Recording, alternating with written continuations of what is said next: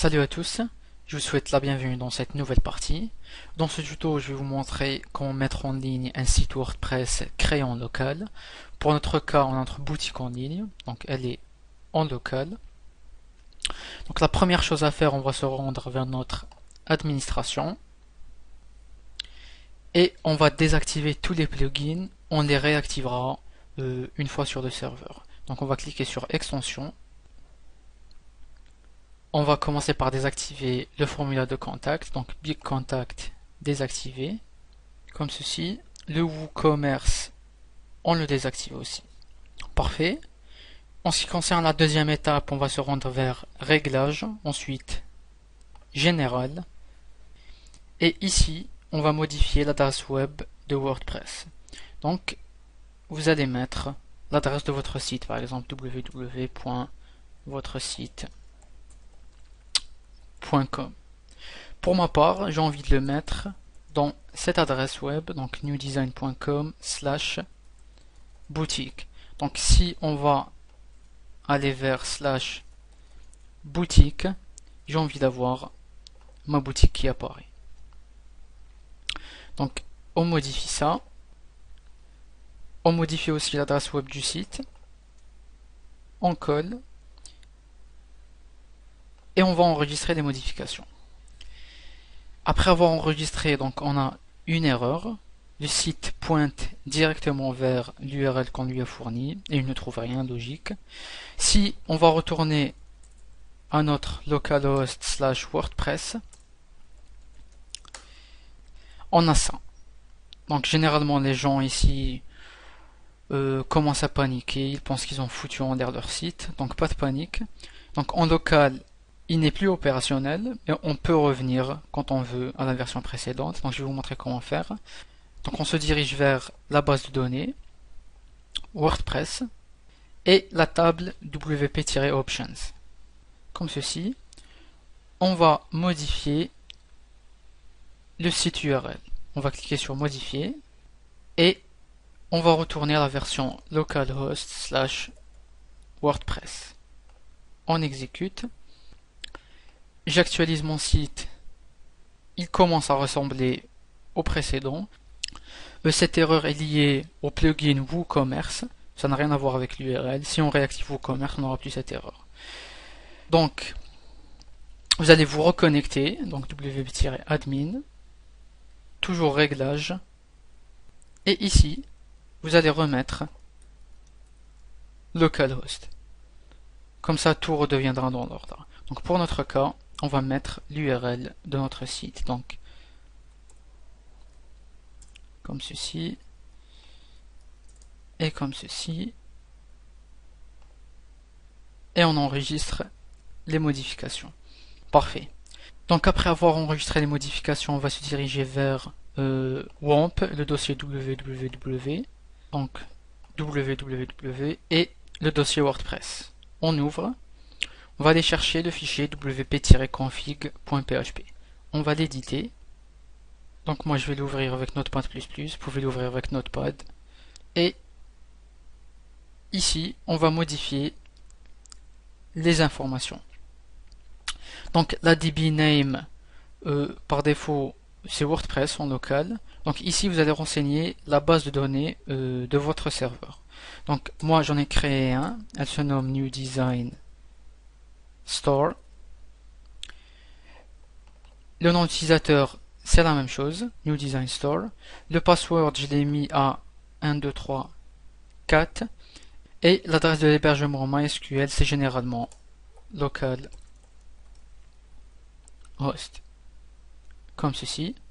Donc ce qu'on va faire maintenant, on va ouvrir un client FTP, donc un logiciel qui se nomme FileZilla. Et on va se connecter à notre serveur. Donc ces identifiants et le mot de passe ils seront fournis par votre hébergeur. Donc on se connecte. Donc dans le dossier public.html, j'ai créé un sous-dossier, il se nomme boutique. C'est celui-là. Pour vous, vous n'êtes pas obligé de créer ce dossier boutique. Donc ce qu'on va faire, on va à gauche, c'est des fichiers qui se trouvent sur notre ordinateur. Donc vous allez pointer vers WAMP et le dossier www et on a le dossier WordPress. On sélectionne tout, CTRL A et on va envoyer vers le dossier boutique. Donc chez vous, pas la peine de créer le dossier boutique, vous allez envoyer tous ces fichiers directement dans le dossier public-html. Et ici on va patienter jusqu'à ce que le transfert soit fini. Donc je vais mettre pause la vidéo et on se voit après. Le transfert c'est bien terminé. Dans la description de la vidéo, je vais vous mettre le lien pour télécharger FileZilla. Ce qu'on va faire maintenant, je me dirige vers phpMyAdmin en local et on va télécharger toutes les requêtes SQL de la base de données WordPress. Donc on clique sur WordPress, ça va pas être compliqué du tout. Donc on va cliquer sur exporter et vous cliquez sur exécuter. Donc on a ici le fichier WordPress SQL qui est téléchargé. Donc on l'ouvre avec votre éditeur de texte et on va descendre un petit peu et on voit ici base de données WordPress. On va la renommer, on va mettre le nom de notre base de données, donc New Design Store. Et ici même chose, donc create database if not exists, New Design Store and use New Design Store. Donc if not exist, c'est-à-dire si elle n'existe pas, il doit la créer. Donc pour notre cas, vous l'aurez déjà créé sur votre serveur. Généralement cette ligne n'existe pas toujours. Donc si vous ne la trouvez pas dans d'autres sites que vous créez sous WordPress, vous n'êtes pas obligé de la rajouter. Ok, mais si elle se trouve, donc juste modifiez et mettez le nom de votre base de données. Donc comme ça c'est fait. On va copier tout ce code, donc CTRL A et CTRL C. Je me connecte à mon serveur, donc ma base de données se nomme New Design Store. Le mot de passe c'est 1, 2, 3, 4. Se connecter, comme ceci. Je la sélectionne et on va cliquer sur SQL, comme ceci. Et dans ce text area, dans ce champ, on va coller ce qu'on a copié du notepad. Et on va cliquer sur exécuter. Donc on a un message, votre requête SQL a été exécutée avec succès, parfait. Donc si on actualise la base de données, on a toutes les tables. Maintenant ce que je vais faire, je vais me diriger vers donc New Design / boutique, comme ceci. Et on a ça.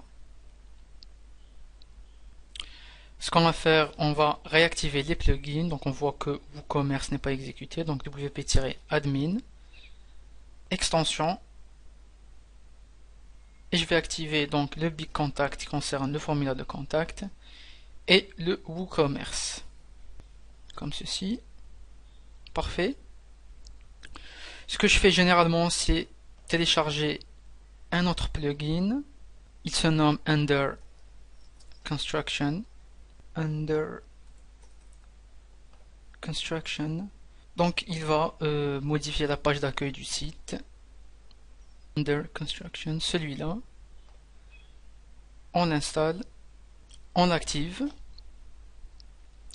En gros, il va afficher à l'utilisateur site en construction, revenez dans quelques secondes ou dans quelques minutes. On peut modifier le message. Comme ça vous serez tranquille et vous allez voir. Vous allez pouvoir régler les petits problèmes de votre site. Ici, on va cliquer sur Actif.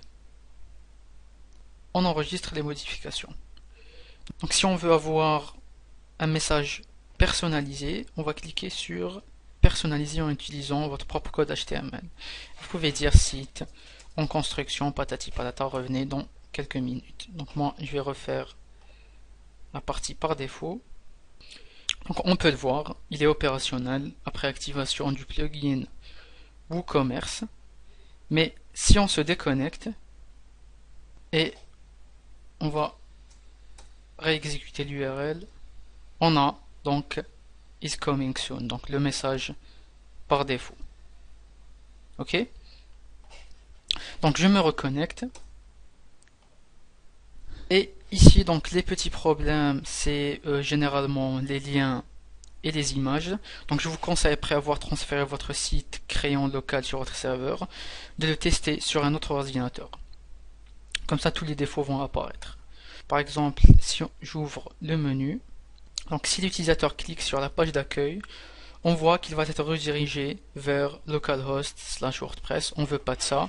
Donc vous modifiez tout ce qui commence par localhost/WordPress par le nom de votre site. Donc, en ce qui concerne les autres, on n'a aucun problème puisque on a inséré directement la page, on n'a pas mis de lien. Et en ce qui concerne les images, vous faites la même chose pour les images que vous avez mis manuellement. Donc vous avez juste à modifier le localhost par le nom de votre site. C'est tout. Donc après avoir corrigé tous les problèmes s'il y en a, vous désactivez l'extension Under Construction. Comme ça tout sera visible. Donc on va la désactiver. Je retourne en tant que simple visiteur, donc je me déconnecte, on actualise et on voit parfaitement le site. J'espère que ce tuto vous sera utile. Si vous avez des questions ou n'importe quel problème, n'hésitez pas à poster un commentaire. Donc je vous remercie, on se voit dans le prochain tutoriel.